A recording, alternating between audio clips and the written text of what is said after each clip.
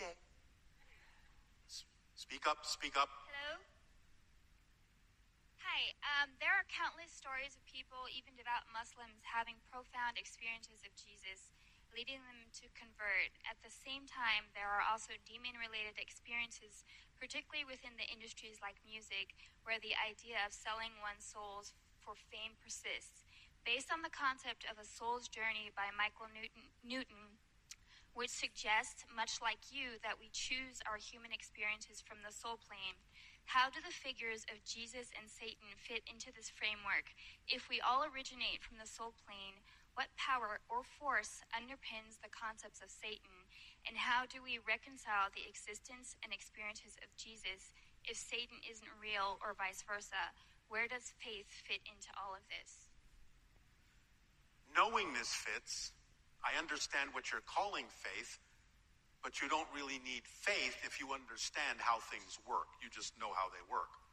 The idea of Jesus and Satan fit in as archetypal, symbolic representations energetically of the idea that the universe is a polarity between love and fear. And that's it. It represents love and it represents fear. Because fear is the opposite of love, not hate. Fear is the opposite of love, in the sense that you feel disconnected from source. So the idea of Satan is just an embodiment in human consciousness as an archetypal form that represents the absence of the experience of unconditional love, which is the vibration of existence itself. And love is representative of the vibration of existence itself.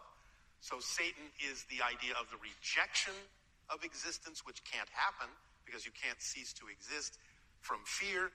And the idea of Jesus is the symbolic representation, and Krishna and Buddha and all of those ascended masters representative of the idea of being in harmonic association with the vibration of existence itself. Does that explain it to you?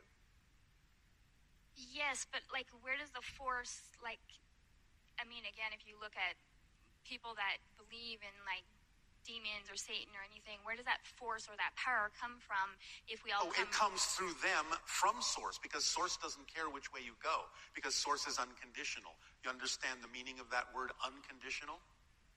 Yes. Well, if you understand the meaning of the word unconditional and understand that it's about love and fear, then you understand that polarity is part of existence. And therefore, source doesn't really have an opinion as to which way you go, because it's all capable of giving you lessons. Remember that when you return to your soul, you are in a state of balance, and you know, and you learn lessons from every experience that you've had. Whether you spent time in physical reality believing in demons and Satan and experiencing fear, when you go back into your soul state, your true state, your natural state, you understand why you may have done that, how it may have served others, playing off of you, and all sorts of things. It's like playing a role that allows polarity to be played out so the souls can grow and expand based on those lessons, based on those concepts of the play between love and fear. Okay, one more, please. What key questions can I ask myself to better understand the root of my reactions towards others, especially in frustrating situations like dealing with inconsiderate drivers? And how can I align more deeply with the trait of patience towards them and others in similar situations? Do you have frustration with young children who you know don't know any better yet? Not really. Then take that attitude toward those drivers. They are like young children who haven't learned that everything is an orchestration and can serve a positive purpose, who are simply out of fear and out of the sense of disconnection and out of a sense that they are not getting what fulfills them, are thrashing and lashing out and reacting in negative ways because they feel disconnected. So have compassion for them to understand that they simply need to learn how to connect more to their flow so they can flow and understand that they are part of a big orchestration that is serving humanity in a variety of ways. And if you take that attitude, you will then look at them in the same way that you would look at a young child who is simply just learning how to thrive in physical reality. You wouldn't think of them as any less, and you wouldn't be frustrated by them, because you know they still have something to learn. They still have a ways to go. So open your heart and treat them with compassion. All right? Fair enough. Thank you so much for your insights.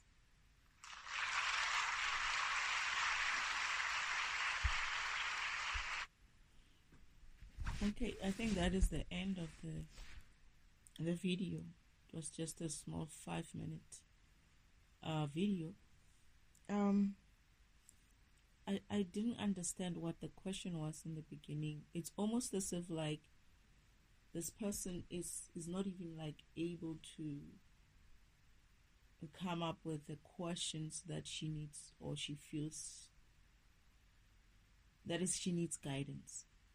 And unfortunately, we always do this. We always look for guidance elsewhere, but we don't know, right? We don't know where to go to the right source, where that source is. And we're going to attend this type of seminars, and then you're going to try to ask that kind of deeper level question to someone like Daryl Anka or Bashar through Daryl Anka.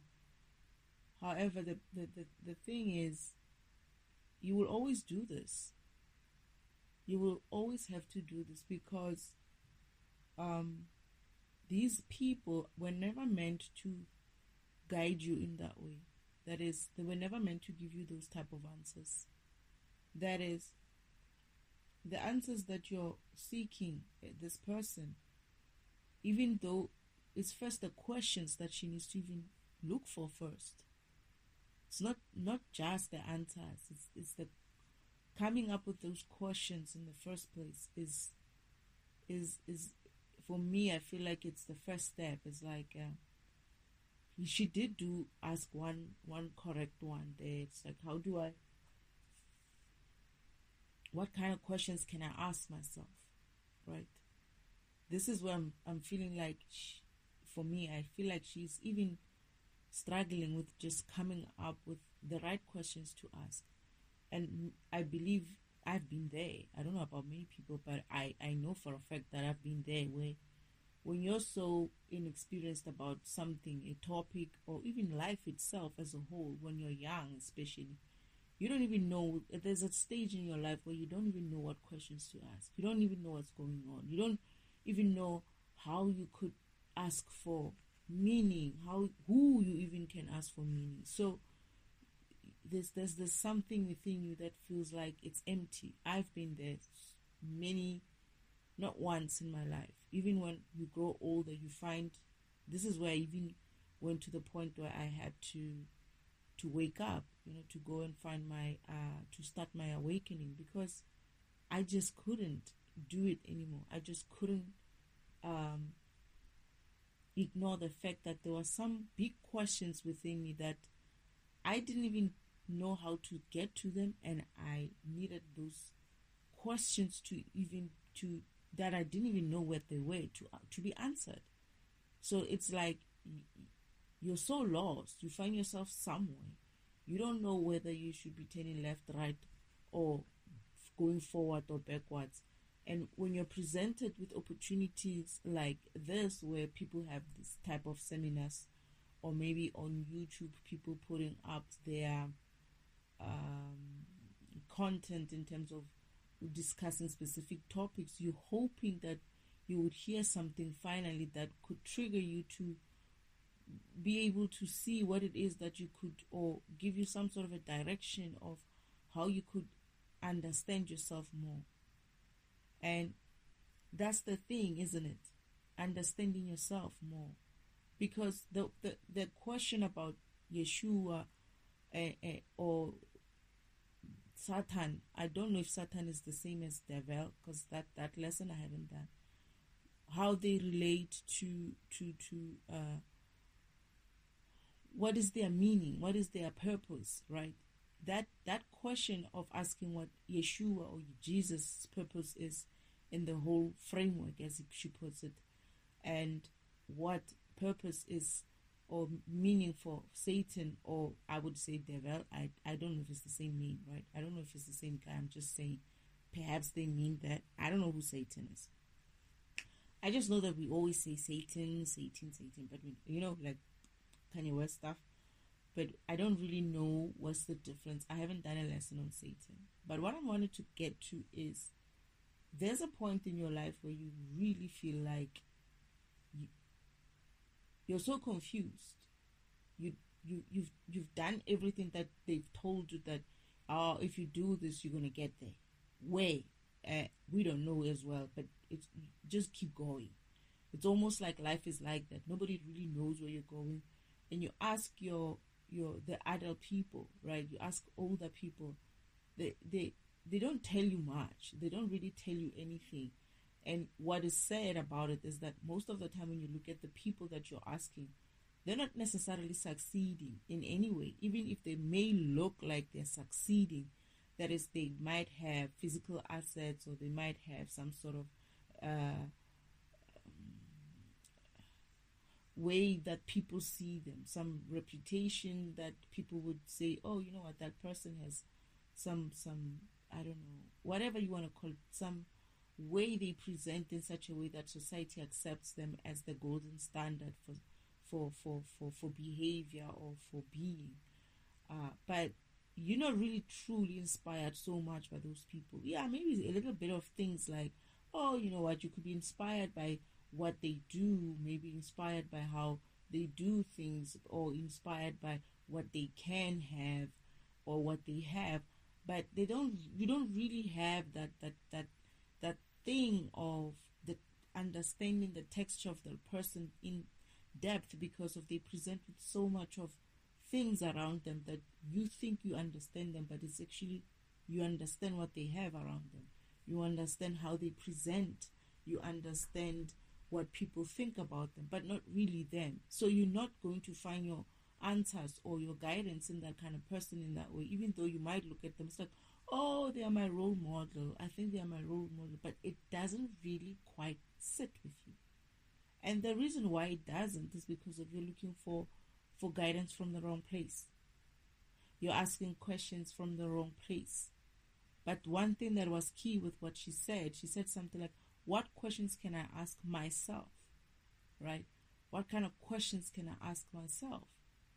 And to be honest, when I started asking questions for myself, I think everybody has this question in some way, in some, even if it's not verbal, everybody has this question of, what is it? What is it? What is it that I don't understand? Why am I here? Why are we here? Why are we alive? What is this? What is this? What is this whole thing about? Right? What is this whole thing of being on earth about? But we've come to this point where we don't even try to ask that question, because of it has been made acceptable for people to just continue and not ask those deeper level questions, because for a long time many people haven't been trying to answer that. So, or even ask those questions, because that's a very loaded question. Those questions are kind of heavy questions to ask. They sound like they're simple, but they're not. In a way, they are, in a sense of, if you understand that you have to cross over before you can answer them. And crossing over is, you have to surrender yourself into some sort of unfamiliar, unspoken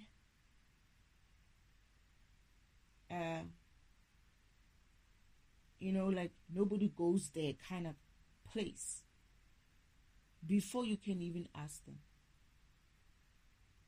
And it's usually within yourself. Those questions are usually, you have to go there yourself. Yourself is like, for me, before I decided that I was going to go through to find something, I wasn't even trying to find myself. I was just going to find something. What it was, I didn't know. At the time, I had reached a point where I didn't even care. I just had this huge hole and emptiness that was just growing bigger and bigger and bigger for a very long time. And I was tired because I felt so exhausted from trying to control myself from not being swallowed up by this hole. And I got so tired that I felt like I might just as well stop fighting it and start allowing myself to just free fall into that hole, free fall into your own darkness, free fall into your own I don't know, I don't understand, I don't care, and it is what it is. The moment you stop lying to yourself, in a sense of, I hear Bashar answering her something like, oh, you must take them as if like they're children and all of that. But they're not. They're not children, those people. They're not children. They are people who choose to behave a certain way because they don't care anymore.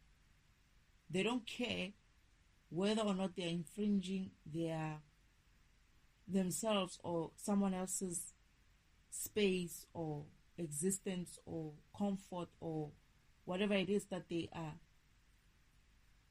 doing that makes the next person uncomfortable. They don't care. They're not children, and they're not neither even crazy, because the next thing is some people will even go far as saying someone is crazy. Oh no, don't worry about them. You know those ones, they are crazy. They always do this.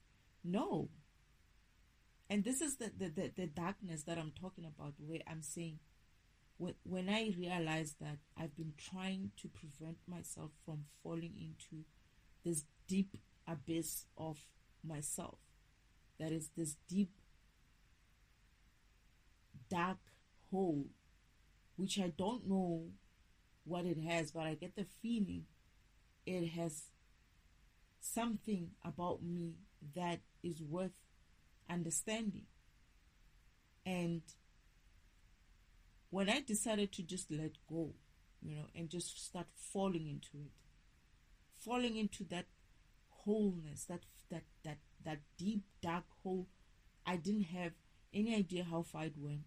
I didn't have any idea what was in there. I didn't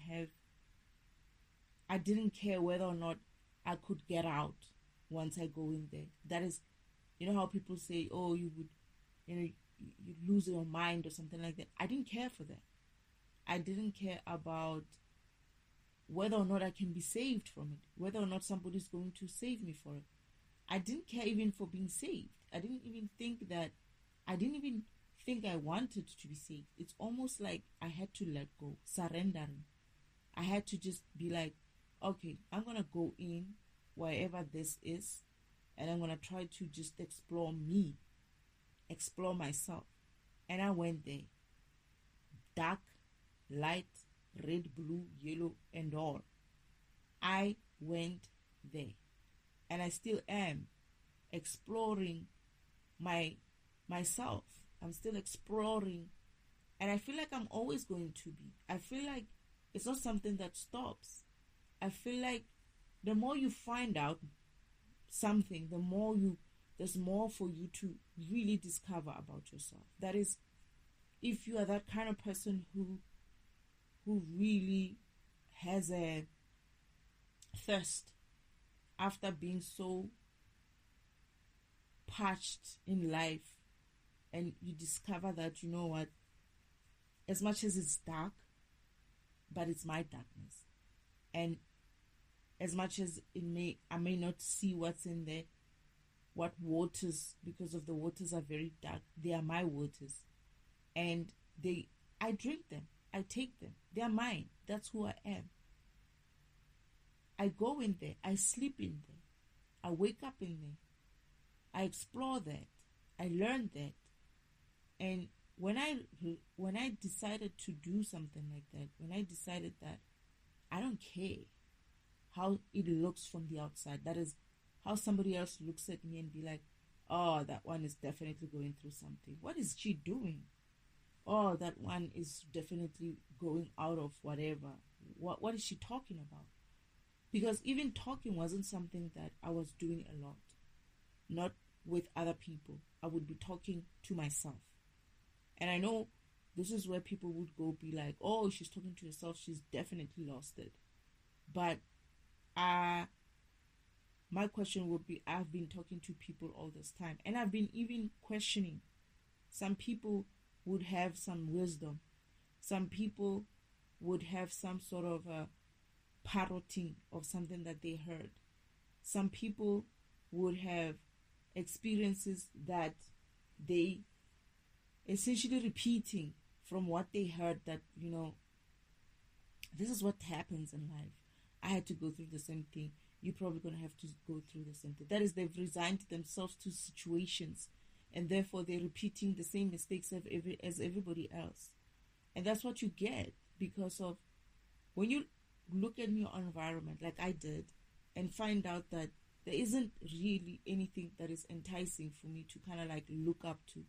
There isn't really anything or anyone that looks like, could be some sort of a light for me to be able to look at and be like, oh goodness, that person, I feel like he or she is like right on the money. There's something about her, the way they take things and the way they see life, that I think I would like to understand that same thing about myself. But in doing so, what happened was I started realizing that it has nothing to do with anybody else but myself. That it was actually right for me to be going through that. That is, going and leaving the world outside and go within. It's like I was being alive, seeing everybody, seeing everything, seeing my family, the karmicness of them, my own karmicness, right?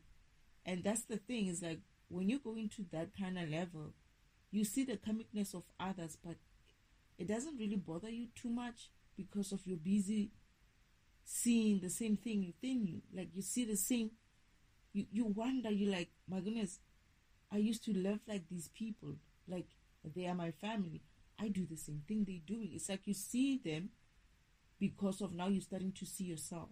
It's like when you go within and you start understanding that darkness about yourself, right? You start understanding it as well when you see it mirrored with the people outside of you, your family, your friends, the society, and you're like, oh my goodness, I thought that I was not like them, but I realized that I have the same thing. They are like me. I'm like them. I've been doing the same shit that they've been doing. But then when you're dedicated and committed to, because I had to commit, I'm not going to lie, I had to commit to going and seeing this through. And you know why I did that? It was because there was nothing else for me to go back to. That is, I had resigned myself that I don't want whatever I left behind. I don't want whatever I'm leaving behind. I don't want to go back to the same life. I don't want to go back to the same comfortable existence. I don't want that anymore. And if it means going through something, even if it's just for a couple of, at the time, I thought it was just for a couple of years. Okay, I'm burping. Father is confirming me. I don't know why he's confirming me this way. But even if it means me going through something for the next coming, I didn't expect it to be so long, right? But at some stage, at the back of my mind, I did have an idea, because, when you've had some experiences in life, like I've had being a person who used to experience and explore, or like to explore things, and thinking as well, I come to realize that a lot of things take time. And 5 years seems to be the benchmark. So I kind of like accepted it and resigned to myself that this process could take anything between 5 to 10 years. And whatever that is, I'm going to go through it. And I don't give a shit because about what happens, what I lose. Even if I find myself so lost that I'm in the streets, I was prepared for that. I prepared myself. I was resigned to that, because I said to myself, I would rather be broke and lonely and whatever than to have to be going back there. And I remember somebody said something like that, but because he kept coming into my mind as well when I was going through my awakening, that I understood how he felt, and I understood how when you go through something like that, how easy it is to kind of lose yourself to a point where, I don't know if he committed suicide or something like that. Is it Robin Williams? He said something about you're with people but you feel so alone, right? I wasn't with people. I left people outside. That is, I could see my family. I could see them, but I didn't let them in. I didn't let them in anymore like I used to.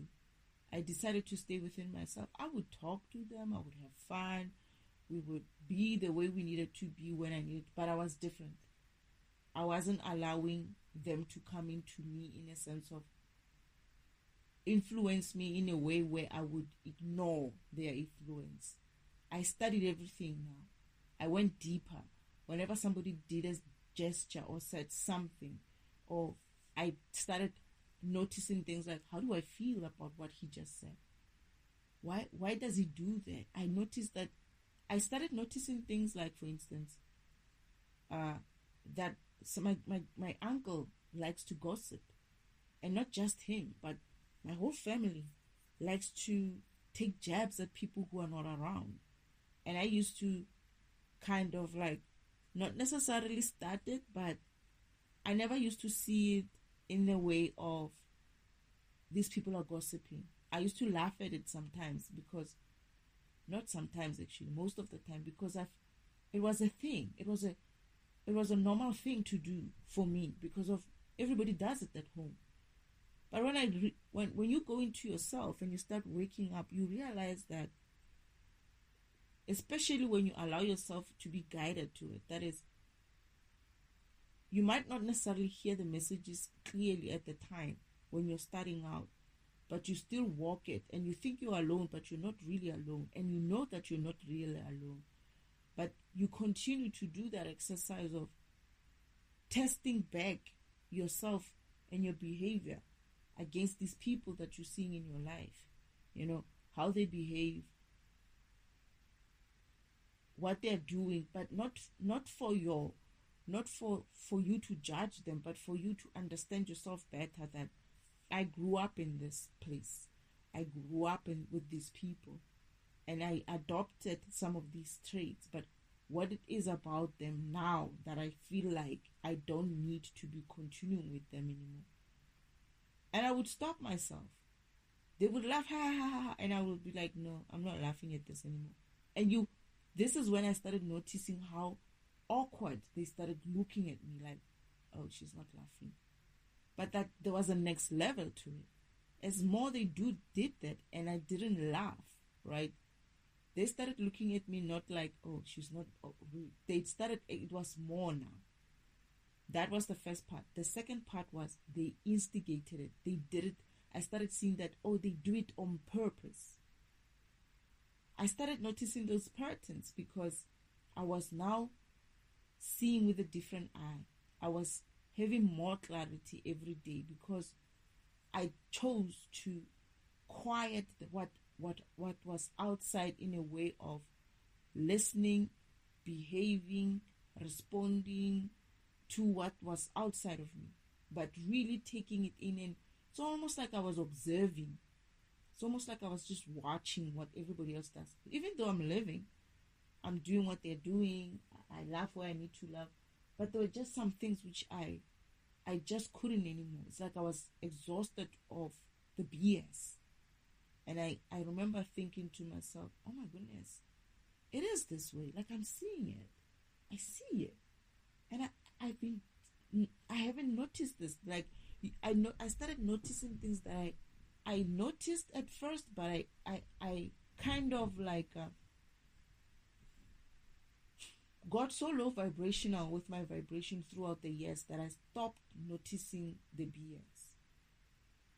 And it started, because it was too much.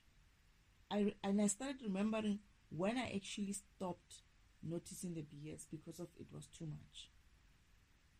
I started remembering that, you know what, I was around this type of age when I started saying, you know what, I can't fight this fight.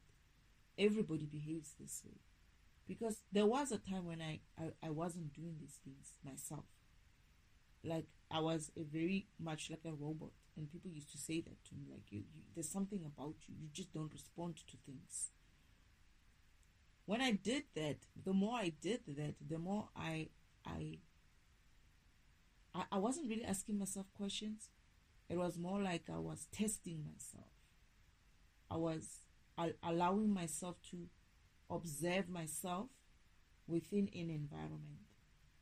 So it was almost like I was put within an environment, in a box, and there were so many other things that were happening around me, so many other people doing so many other things.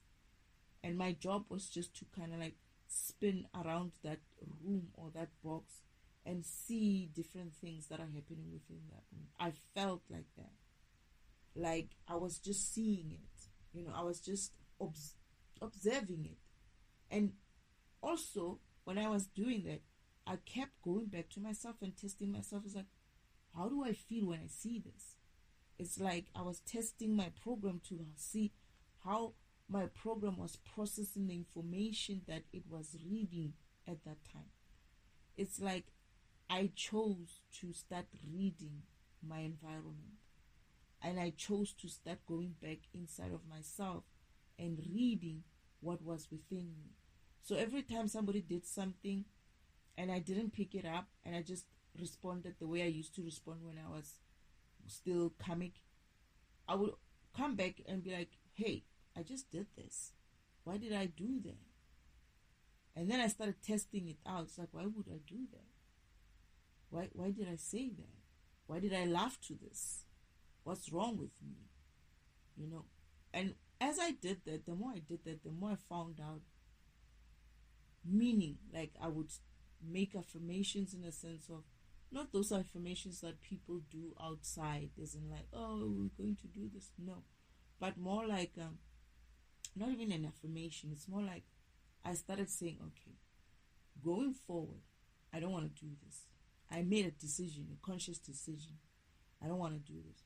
So next time for me to get rid of this, next time when I see something like this, I want to do is an opposite. Because you don't realize that how much you defining your behavior up front helps you to change your behavior that you used to have before. That is, every time something like, maybe you used to gossip with people. I like gossiping because I like gossiping. I like to talk about gossiping because it's one of the easiest ways they drop your vibration. And it's very dangerous because it steals energy from someone and it creates a karmic debt for you. It sounds like it's innocent, but it's not. It's actually one of the worst energy stealers, talking bad about people. So what I did was, I started saying to myself, next time when these people come through, I'm going to be mindful until they leave. That is, I'm going to be mindful when they start trying to talk about somebody. But then because of you're changing how you socialize with people. You have to change or be conscious of what you want to behave like. So I had to kind of like start defining and tailoring my responses for the purpose of one, would be, at first it was so that at least I can not create conflict, not, trigger them in what way. That is, how do I respond in such a way that, how do I respond to the situation, not even a question, to the situation in a way that I don't make them be aware that I'm not responding. Like, my first level was still in a way of trying to please them in a way, but without compromising myself. But I was still compromising myself because I cared about how they thought. But that was my first level. And then when I improved, when I did that and I mastered that, I went further to the point where I didn't care about how they felt. They would make a joke and I would just stare at them like, yeah, you made a joke and I don't like it and I'm not gonna laugh at it. But at first I would be like, you know. But now I just don't laugh. I just don't react to it. I just don't do, and which is what I used to be like before. So I had to gradually grow myself by consciously going in and being aware that, okay, this situation is making me bad. It's making me feel funny. I don't like this. It's not me. So next time this group of people come through and somebody says something like this about so and so, or somebody says something like this about someone else, I'm not going to respond. But how I will respond is to either keep quiet and change the subject, or I walk away, or I just don't do anything. I just stare at them, or I say something that don't talk about people. For instance, let's not talk about people. I don't feel comfortable about talking about people. For instance, one of the things that I did with some other situation was, now I'm the kind of person who, when I don't want to talk about a topic that is low vibrational, I say it. I say to someone, I don't know what to say. And then if they insist on trying to have that conversation, I say it and say, I don't actually like to talk about these things. I don't want to talk about these things. So I had to start formulating those type of, because of people were used to me doing certain things, right? They were used to me doing, saying, behaving, like coming on and being in communion with them with their BS. Now I'm starting to like see the BS for what it is, and I'm like, I need to get out of this. At least this is where I'm saying, drop the bullshit. And it starts with things like gossiping, talking about people. And then it went further to things like how I thought about people, right? The one thing I had to be honest with myself is, I had to honestly understand how I felt about people, specific people. How did I feel about my uncle, my aunt, my grandmother, my sister? And I was honest. I don't like that person. She does this. She's always been like this. I just tolerated her because I thought this is the thing. To be honest, I hate this thing about her. I was honest with myself. Within me, I didn't have to tell that person. But what I did, and I knowingly, was that I was actually working through my issues with this person and understanding that I shouldn't be hiding that I don't like those things. That is, next time when the person does that, I would have consciously worked through it in my program to say, so and so, when they come back with this BS and that BS and this and this and this and that, I don't like it. I must make it firm within myself that I don't like it. Do I have to tell them? No, I don't have to tell them. But then what do I do then? I don't respond to it. And how do I not respond to it? I'm just going to walk away. I'm just going to turn around and walk away from them. And when I started formulating, some of them worked, some of them didn't work. And this is the thing with the comics. They started noticing that I was working my way out of the web. And what did they do? They started even adding more. And like when I say they started trying to do it on purpose, just to watch how I respond. They started doing even more of that because they were trying to now trick me. And that has continued up until today. They're still trying to add a topic in some angle to make it sound like it's not gossiping, but then they tangent somewhere, they start gossiping. Or they talk about low vibrational stuff that has nothing to do with me. They just bring something out in the air, and you catch on to that conversation in a low vibrational way, you're off. They are off with you. You're basically vibrating low, right? So what I do now is I learned as well to be like, when somebody else is talking low vibrational, I don't have to respond. And now I'm at a point where I feel like, where I am like, I don't have to respond, and I don't have to give a shit about how you think, right? That if you feel like, oh, she's not talking to me, that's your fucking problem. I don't give a fuck. You stop talking low, I'll join you maybe. And that's how I am right now. And I had to build that up. But to build it up, it's not easy. You can't go from 1 to 10 or from 0 to 10. It's incremental. I had to be incremental about my behavior. At first, I was kind of like, oh, they're going to think I'm a nasty person. But you work through that, right? You do it lightly. You're like, okay, next time when they try. You might not get away from all of their taunts or all of their traps or all of their bullshit shit, right? But you will get away from, out of 10, maybe you get away from 4 in a day. And next thing you master that, you get out of maybe 6, 7. And after a while, you see like, you know what, this is not working. I've been doing this for a while and they still get me. Why should I care? Because now your confidence level has upped. You've seen yourself work through BS with these people, with yourself, with your environment, that you're getting more confident of yourself. And what would you do? You start adding a second layer of security on yourself. And you think about it. What can I do next level? That next level dropping of shit level kind of thing. And you formulate that for yourself. No, next time, because of what you did, what did I do? I realize now when I'm talking about that I essentially started training not just myself. That is myself changing the behavior.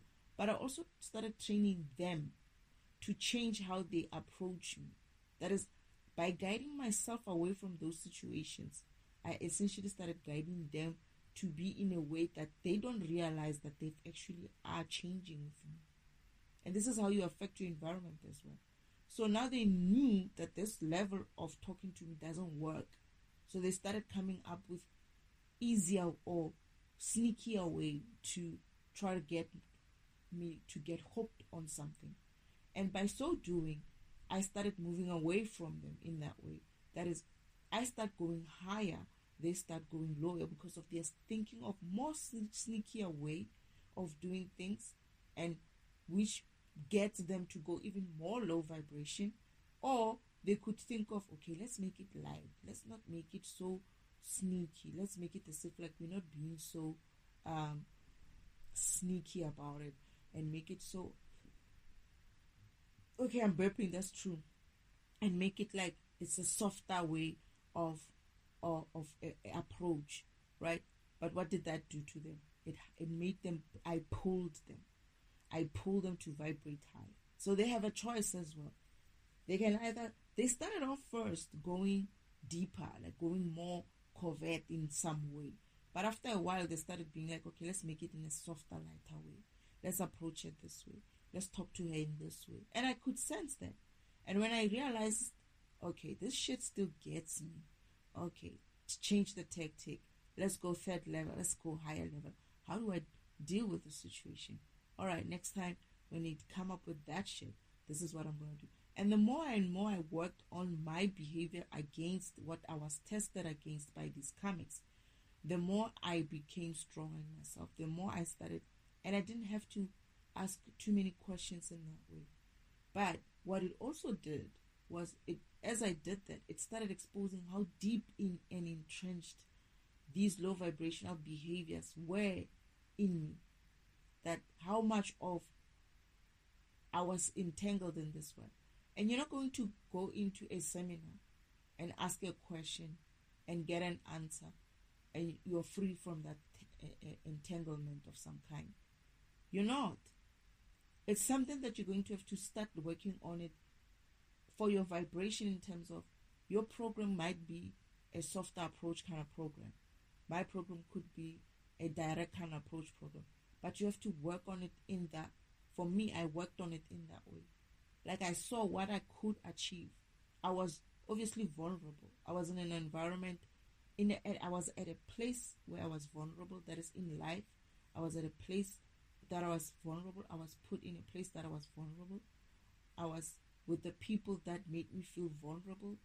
I was in a world that seemed to be making me even more, like everything about me was vulnerable.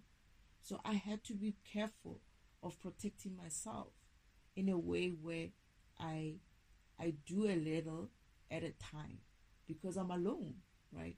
I'm alone in this world. It's just me and spirit team, and they are guiding me. But this is the thing. at some stage, when I was working through this, I knew they were there, but I wasn't really using them that way. Until I started like struggling with the same thing over and over again, I kept starting to say, you know what, Spirit, can you please just show me how to work on this? Because I didn't know how to work with them. They were waiting for me to be ready to work with. I knew they were there. I would be like, Father, can you please just show me how to work through this obstacle? And I would get an idea of, when I start doing that, how can I deal with the situation? I'll get a better idea.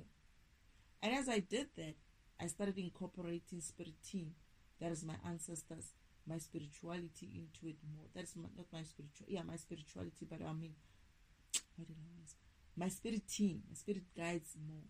That is, I started getting them involved so much more that we were just doing this together now. I wasn't alone. I wasn't facing these people alone. I would be like, how do I do this next time when they do this? I would get an idea and I would use it and it won't work. But then I started being taught as well that, those were my karmic lessons. I started noticing that I was getting karmic lessons through that. And as I went through it, I started becoming lighter, more confident, refining how I talk to spirit, refining how I operate in in the environment that I was put in. And I would get it wrong sometimes. They would get more energy from me because of I got something wrong, and then I would learn from it. That is, I would learn my lesson. And I would be upset, and I would allow myself to be upset, to go through the upset moment.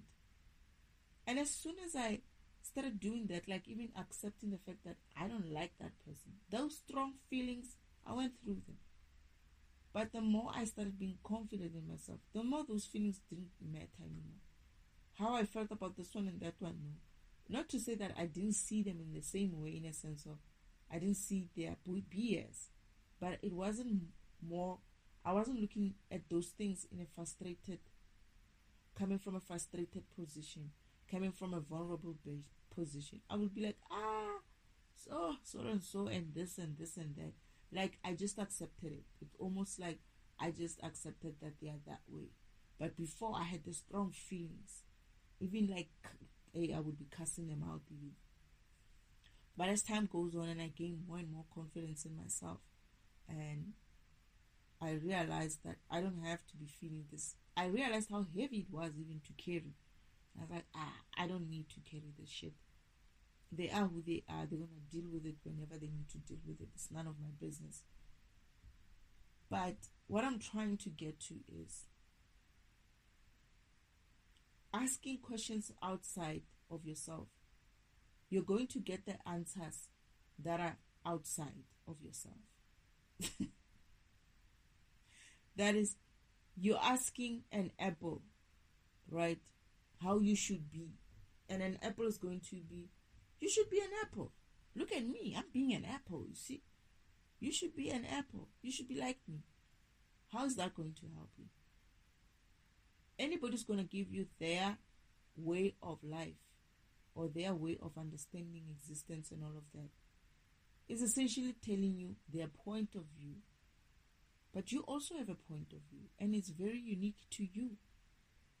Yes, some of the point of views can be similar in some way, maybe some percentage, but you have your unique point of view.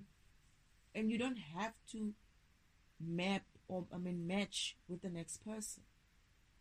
So you could listen to Bashar, and Bashar will tell you something like, oh, they're just children. But they're not. They're not just children. They're adults who are used to doing bullshit and getting away with it, and they're going to keep doing that. How do I process it as a program that doesn't want to be dealing with that? Now that question, you cannot get the answer from Bashar. You're going to have to go deep inside to say, you know what? In situation like this, he's talking about something which is easy, right? I handle it easy. I just cuss out. You never know how to swear until you learn how to drive. That's what they say. I just cuss them out. But I feel like today I won't do that. I haven't been driving for a very long time. I think I haven't been really driving for the past maybe 3 to 5 years. Right? Since I've been in hermit mode. Even when I drove within the farm. Like, I never got out of the farm. I just drove a little. I remember the first time when I had to go into my car, I had forgotten how to drive. My father was like, "You even forgot how to drive?" And I was like, "Why would I need to drive?" These are the very people who don't want me to go out of the farm, right? But they want me to. They, for some reason, they are mocking me for the fact that it's not that I forgot how to drive. I just didn't feel comfortable. It was foreign to me. And I managed to drive out and come back. I know it will come back when it needs to come back. I may have to buy a car soon, and I don't know how I'm gonna drive it out of the dealership, but I think it will come back with the confidence. It should come back. Driving is about confidence, man. Anyway, what was I saying? I had to do something like that. It's like I tested or I did methods which I've never heard anybody talk about.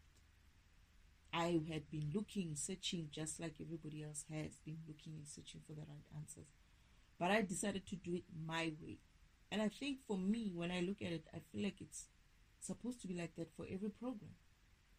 Your program is different from the next program. You should do it the way your program does it, the way it's suitable for your program. You could be a person who doesn't take certain things. Like Bashar is taking that thing that this lady is talking about lightly. It's like, oh no, they're just bad drivers. You just treat them like children. But no, there are actually people in the world, or people who really cannot handle that situation. Not that they cannot handle that situation, but that situation triggers them. You know, people who feel like, but can't we just be reasonable with it? We are not the only ones on the road. Why can't people just share? You know, those type of people who think like that. Yeah, there are people who are like that, or programs who are like that. That program has to ask itself, is like, do you really believe that program really thinks about you in that way? You don't know that program in there is not even considering you in that way, as in like they should be considering your feelings about driving. They're looking at their own shit. They're looking at their own issues. They're not going to drive in that way of considering everybody, because they are going to be selfish in that way. And you can say it's their fault, right? Their fault for being selfish. But it might not be the case. It might be that you are taking things too personally. Not everything on the road is about you. It could be that way. Or it could be the fact that perhaps you should find out how you're going to protect yourself from feeling that way. And some people think that there's a time when I used to teach this person. He's my boyfriend, my ex-boyfriend. I was teaching him how to drive, or giving him extra driving lessons. He had like a driving instructor thing. But afternoons when we went back home, or he would drive. I would let him drive. He used to complain, right, while he's driving. It's like, oh, these drivers. And I just monitored what he was doing. At some stage I said something to him. Oh, I think it was actually in his own car. He bought a car. He knew how to drive, had a license, but not so experienced.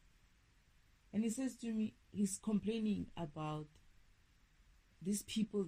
And I was like, hey, these people are just so hasty. These people have no patience. And I'm like, why are you on the fast lane if you're driving slow? He's like, no, I'm going to get to that. I'm going to move, but I can't get the chance to move because of these people don't give me a chance to move. It's like, then move. You're in a fast lane, move fast. Then you're in rhythm with the fast lane. When you move fast and you're in rhythm with the fast lane, you're going to be able to move in the rhythm of the road. It's rhythm, it's vibration as well. And I said to him, you're in a fast lane. In order to get it out of the fast lane, you're going to have to do fast. And then after fast, you can get into the other slow lane in the fast way. But if these people see you, right, that you're being slow about it, They're going to do the fast thing in the slow lane, and you're never going to get to the slow lane.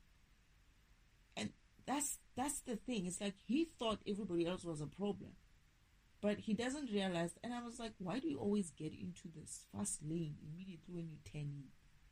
There's drivers like that. They know they're slow, but then they take the far lane, the far fast lane. It's like, why? You're a slow driver. You're either going to drive in the middle or the slow lane, but don't do the fast lane if you know you cannot get in the lane and move. He just kept doing that, and I was like, that's why you're going to be frustrated. They're going to hit you one day.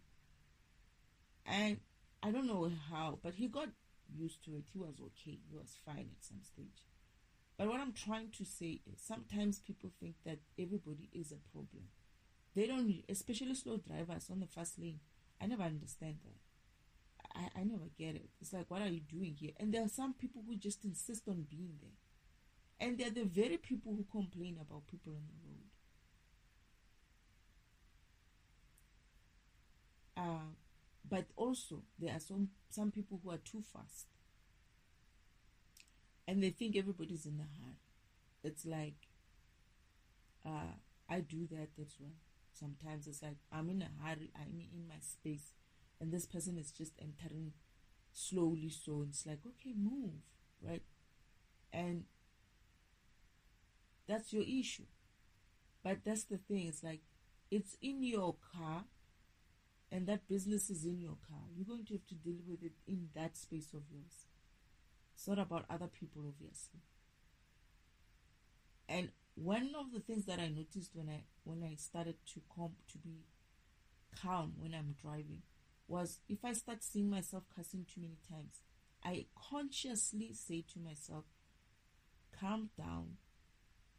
Even if you get late, it's fine. And I would do that, and I would drop that vibration of rushing or of being hasty or of whatever it is that is upsetting me. I'll be like, stop it, stop, calm down, change the music rather, listen to the different type, because even your music does affect you sometimes.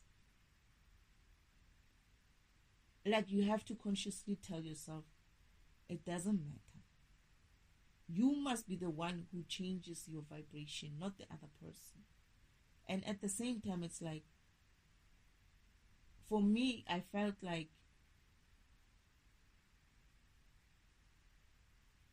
sometimes you're in a rush, but you don't even know why you're in a rush. And when something doesn't work with you, because sometimes when you're in a rush, it just so happens to be that day when there's going to be a traffic jam. I don't know why. It just happens like that. But at some stage, all of the people in the traffic jam, what do they eventually do? They relax. And we just move smoothly. But then there's going to be that one person, one guy who's going to try to move about, right? And he'll move. He'll move out of the traffic and get on the road and continue. That's fine. That's what he's trying to do. But the effort to do that, he has it. It's his. He can use it however he wants to. For you, if you don't have that energy or you don't want to spend that energy, why are you doing it? I used to be like that. There are days when I would decide that I want to drive today. I want to enjoy my driving. And I would drive that way. But I don't do it in a certain way where it's a traffic jam and then I'll be like, hey, move. No. More like, oh, the road is open and it's nice. I'm going to just flow, like just enjoy driving. I don't like driving, but I do enjoy driving. I don't know if it makes sense. There are days when I feel like I want to drive my car and I drive my car, right? I just move about like that. Like I enjoy, switching lanes and doing all that shit. I do that sometimes. I used to do that. But sometimes I'm like, just go with the flow. Just go with the flow. Why? Because when you ask yourself, it's like, why am I in a rush? Sometimes you'll be surprised how people are always in a rush, even to get home. And sometimes you could be legitimately needing to be in a rush. I get that, but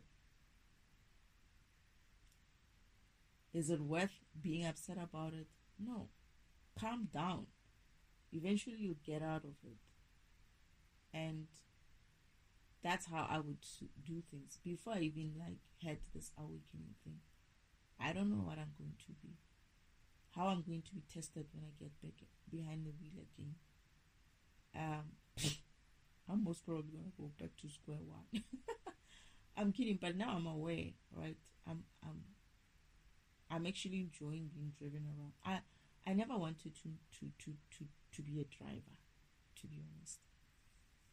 I'm not that girl of being a driver. I do enjoy driving sometimes, but I don't like driving myself. I would have. I used to be like, one day I'm gonna get a driver. Knowing how to drive is fine, but so going back to the questions that you need to be asking yourself. Those questions as well, I feel like for me, they are dependent on yourself, your program, and your environment and your uniqueness about who you are, in a sense of someone who is born in a certain house with certain people, certain experiences, is going to ask themselves different questions from the next person. And this is why you cannot be looking for answers from a different program.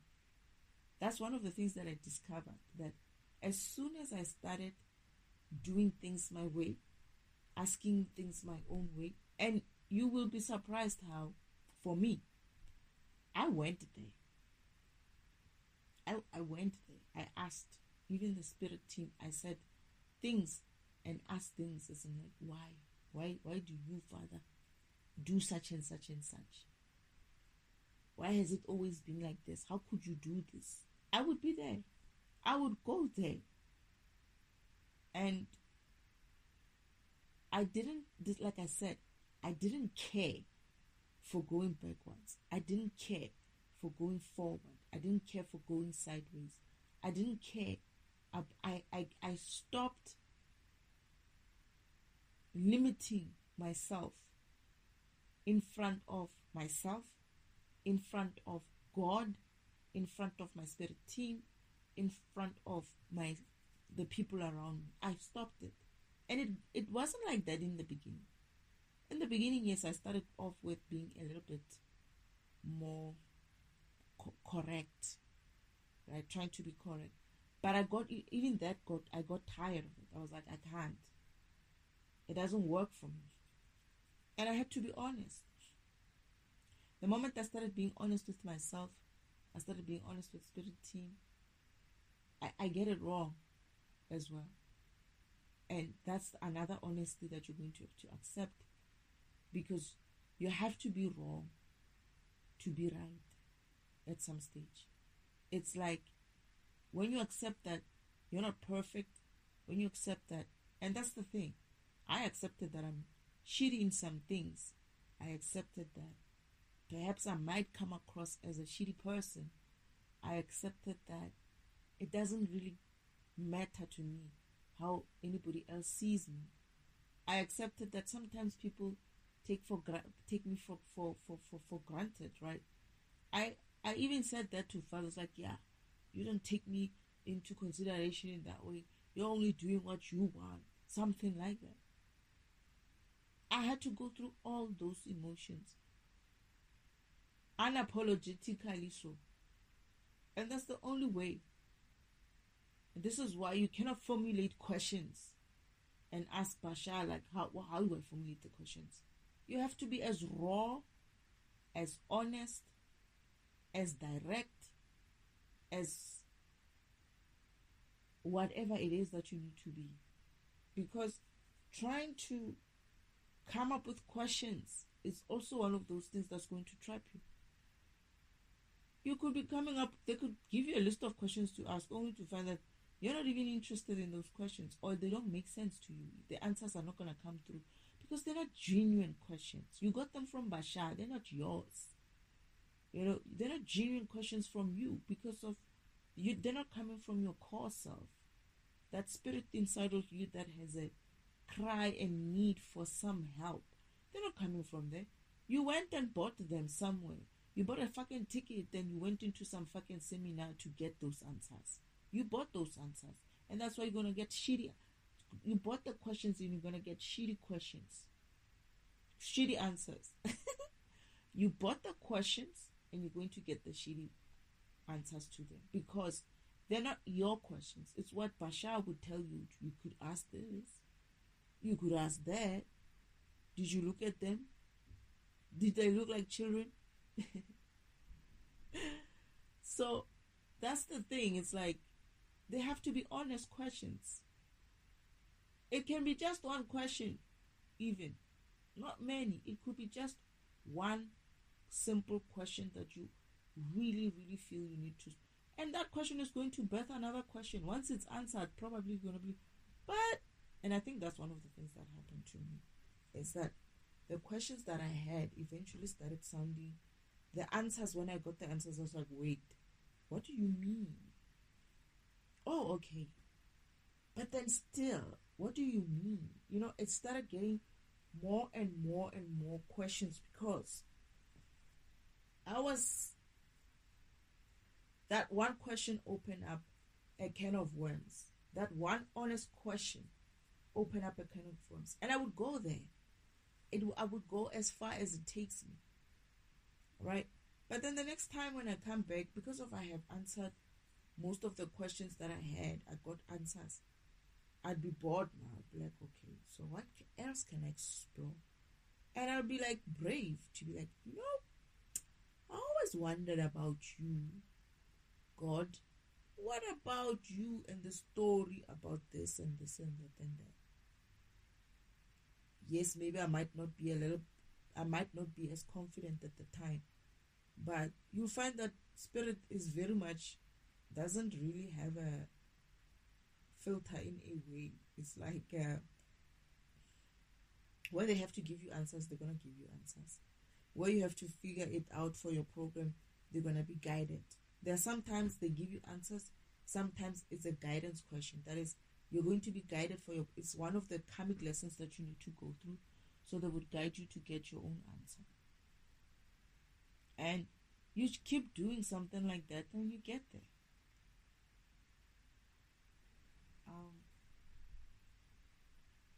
I don't know if she understood Bashar, because Bashar, wow, I was burping. I don't know if she understood Bashar. Bashar has this way of asking people, do you understand? Like, if he did that, he's confirming you or validating your feelings or what. But I don't know why I like this one. He said, yeah, but I mean, so she didn't want to go further because of Bashar wasn't going to give him. But that question of do you understand, for me, I don't know, it fragments me. The way he's asking it, I feel fragmented.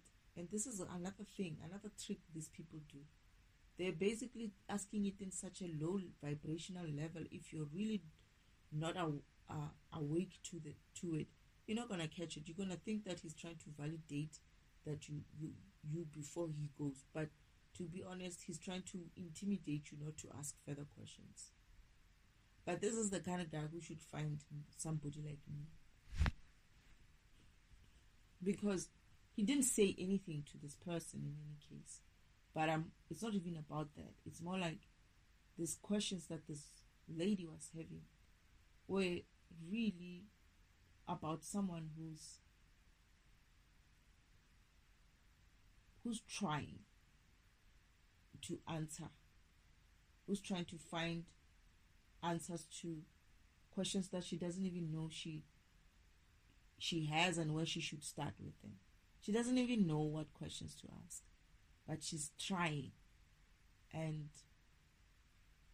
that's what I picked up with her. It's like, she's on, I would say that it starts somewhere, right?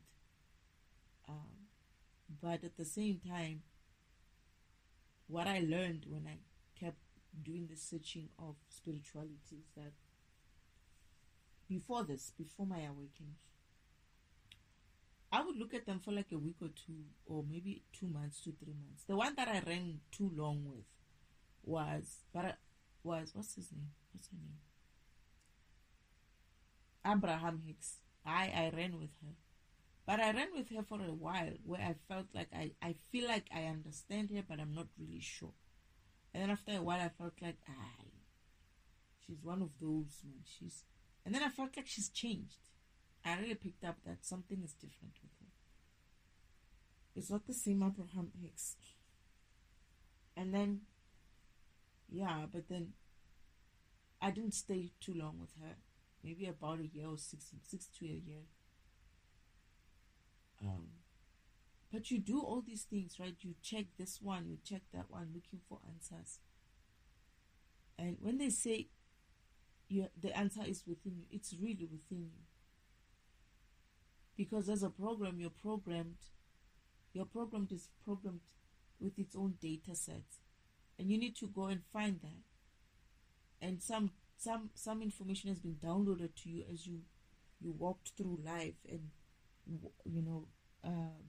growing up. You had visions, you probably didn't understand them, but when you start aligning with source and your spirit team, they're going to take you back to those visions that you had, and you're going to start understanding what those visions meant for your program, for your learning, and you start seeing them for what you're supposed to be seeing them for. So I that's my 2 cents worth, is that I am telling in a sense of I did it this way, and I'm saying you could be doing it differently. But I also firmly believe that it's not something that you're going to get in a seminar. People should, to be honest, I feel like people should, I don't want to say people should stop attending seminars, to be honest. I just want to be like, it's not about that. It's more like, it's within you.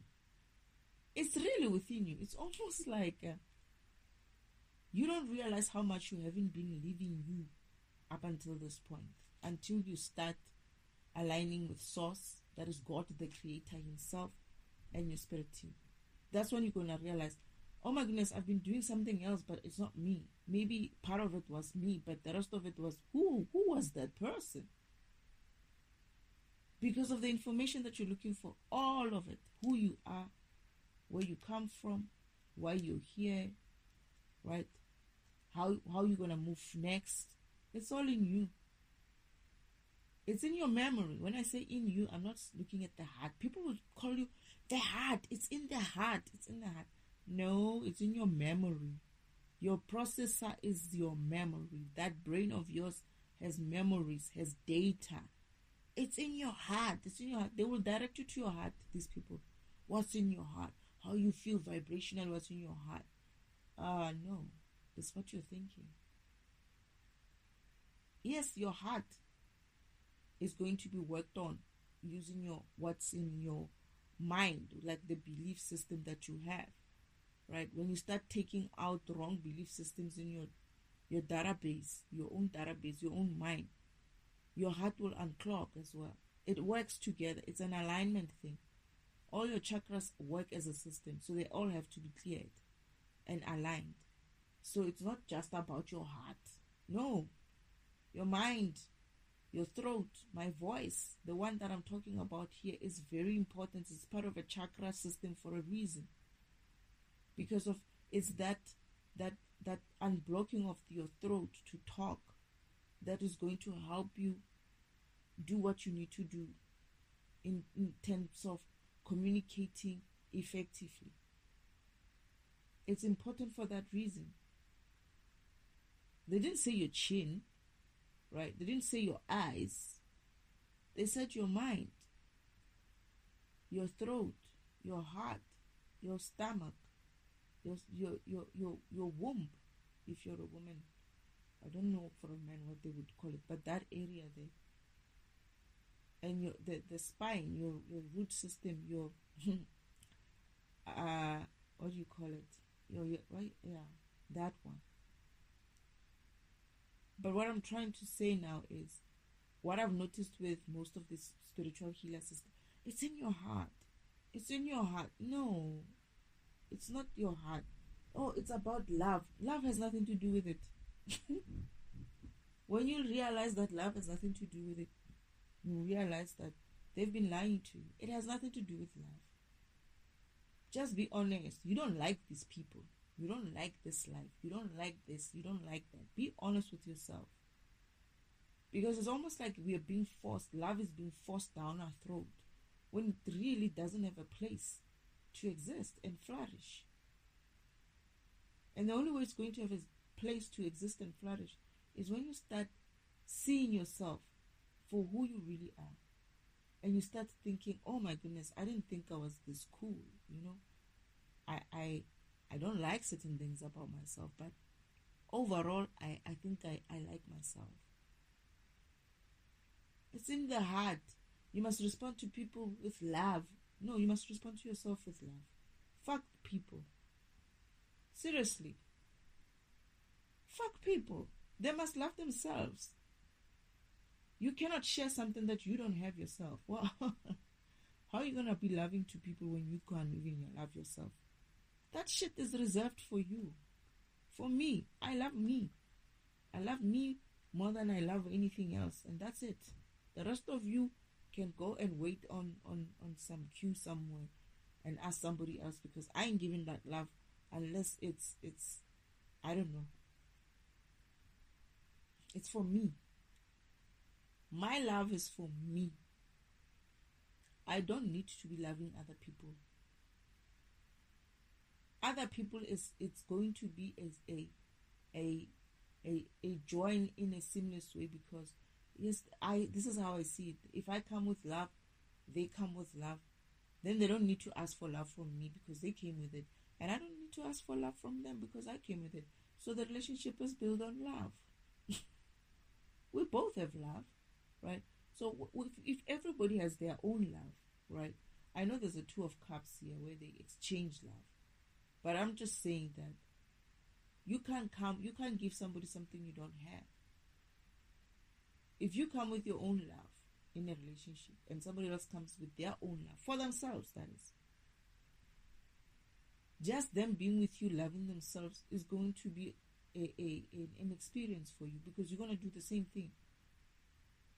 They're going to love themselves enough to not want anybody else to be interfering in their love in that way. And similarly, they will understand when you do the same for yourself. They won't say, like, I have love for myself, but then what about you? Are you going to give me yours? And then the next thing is like, okay, so let's exchange. And it's like, yeah, but you see, I need a little bit more for myself, so I'll give you this 20% for now. Don't worry. I'll give you the rest as we go on, because, you know, I need to understand you first. I need to learn about you first.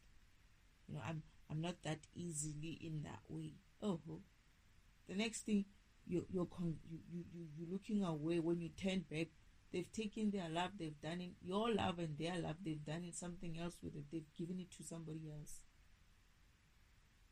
But when you love yourself, you're going to behave in a way that it's allowing, not just for yourself, but for the next person to do the same thing. You're going to be in a relationship because you really genuinely feel comfortable with that person, because of they allow you to love yourself and you allow them to love themselves. And that's love right there for me. That's how love should be existing. That's how I see love existing. Not that's how it should be, but that's how I see it existing. Because the minute it's almost like it feels foreign when somebody says you should give your love to somebody else. When you've learned how to get it for yourself, you're not going to be able to give that shit away so easily. Oh, I mean, that love away so easily. Not shit. That love so easily. It's almost like, what if they take it and they misuse it? No, I've been there before. I've done this before. But I feel like people shouldn't be expecting that. They should just be. And just be honest in a relationship. That is honest in what they do, how they behave towards somebody. That is, when you love yourself, you're going to behave honestly towards somebody else. And And that way, it is how love would be shown. Because love is many things. It's not just one thing. It's not about the cups that you exchange. I feel like that is even like the last thing. Not even the last thing, but I just feel like that's just symbolic. Love for me is respect. Do you have respect for someone? Do you respect their space? Do you respect them as a person? Do you acknowledge that they are individuals? They have their own thing. Oh no, when you come together in a relationship, you are one. Okay. In what way? You are one, but then people have been one all this time, but they're still separating there in the court system. How did that work out for you? You'll never be one. You didn't come with this person. That person is a same one program. You are one program. You'll never be one like that. Maybe your child will be one of you together combined, right? Each one of you together combined. But you are still separate. And I feel like people, if they don't honor that kind of love for themselves, this is where things starts going the other way. Because how do you do that? This is where they're going to tell you, you must do things for other people because of you love them.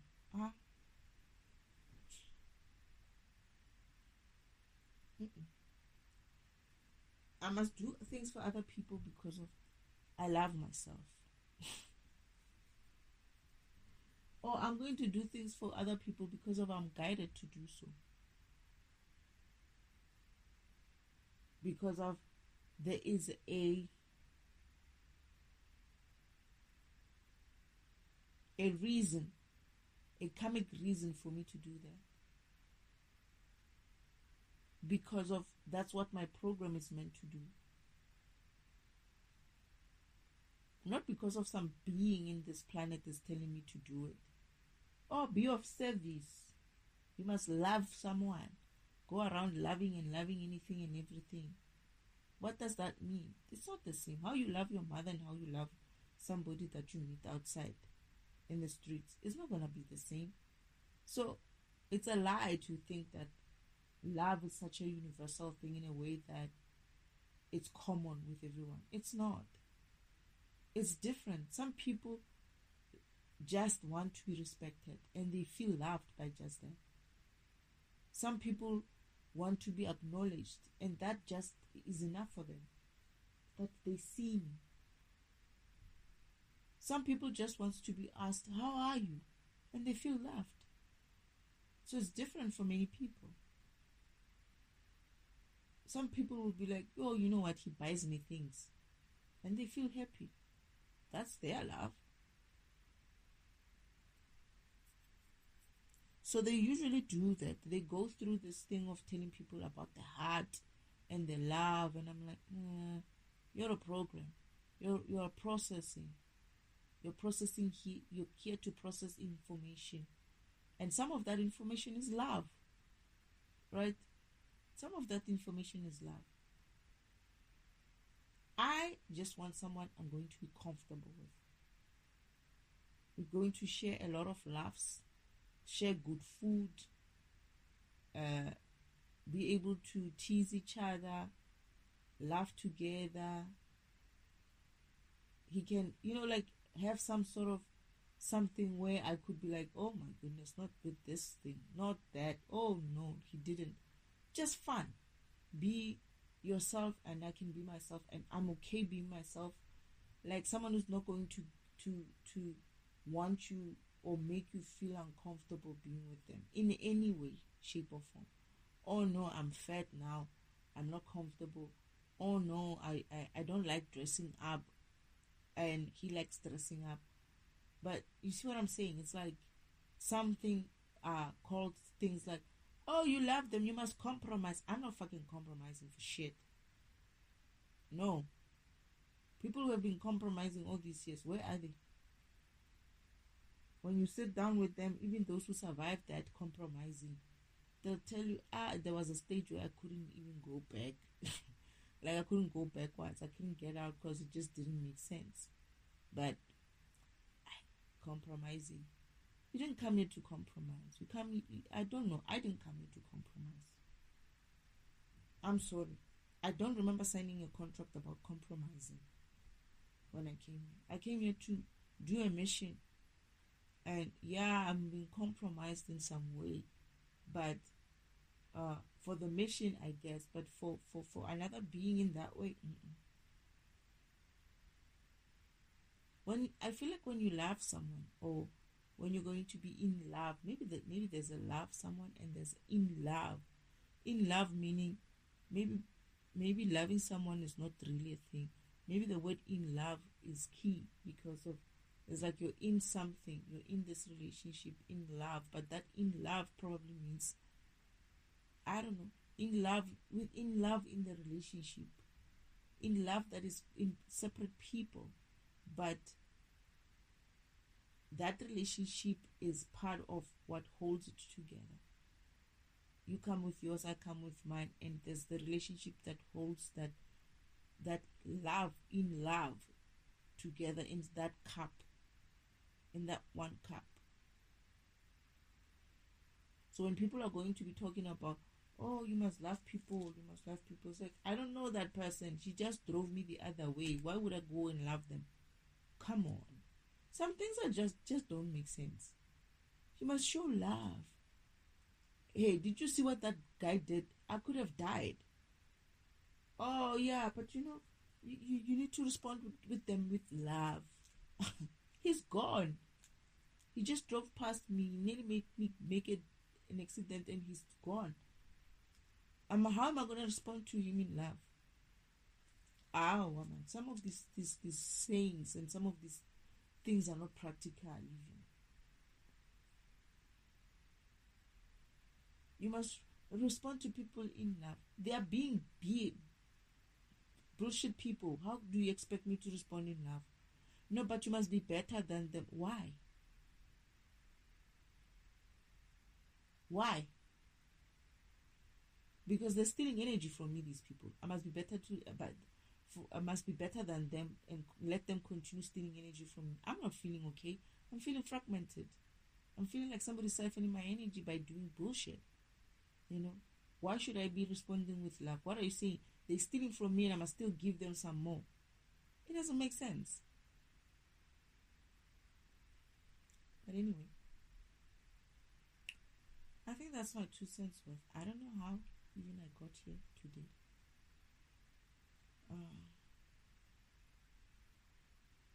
I don't even know what I said. But it is what it is. We'll hear what it says. Anyway, is there anything else, Spirit, to inspire this conversation?